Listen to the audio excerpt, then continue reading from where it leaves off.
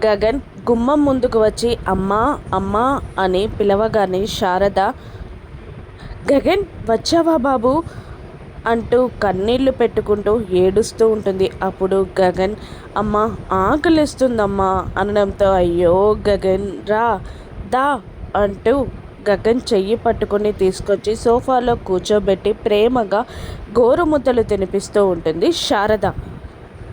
మురిసిపోతూ ఉంటుంది గగన్ని చూస్తూ. అప్పుడే భూమి కృష్ణప్రసాద్ రావడంతో వచ్చావా భూమి వచ్చారా అండి, చూసారా ఎవరొచ్చారో, మన గగన్ వచ్చాడండి అంటూ సోఫాలో ఉన్న వ్యక్తిని చూపిస్తూ ఉంటుంది శారద.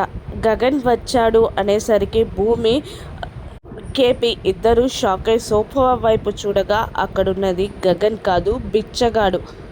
ప్లేట్లో ఉన్న టిఫిన్ని భయంగా తింటూ ఉంటాడు బిచ్చగాడు. శారద అక్కడున్నది మన గగన్ కాదు ఆకలితో ఉన్న బిచ్చగాడు అని కేపీ అనగానే బిచ్చగాడా అని షాక్ అవుతుంది శారద. మరోవైపు ఒక స్టేజ్ పైన షో నడుస్తూ ఉంటుంది.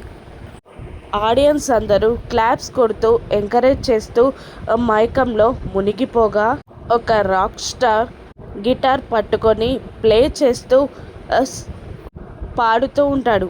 అతని పాటకి అందరూ క్లాప్స్ కొడుతూ ఎంకరేజ్ చేస్తూ మైమర్చిపోతారు. అతను ఎవరో కాదు గగన్.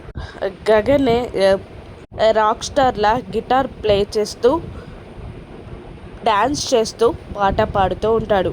గగన్ భూమిని విధి ఎలా ఒక్కటి చేస్తుంది, మధ్యలో మళ్ళీ ఎవరైనా వస్తారా? గగన్ ఇలా రాక్ స్టార్లా ఎందుకు వచ్చాడు? గతం మర్చిపోయాడా? రాను నెక్సెస్లో చూద్దాం. Thank you for watching.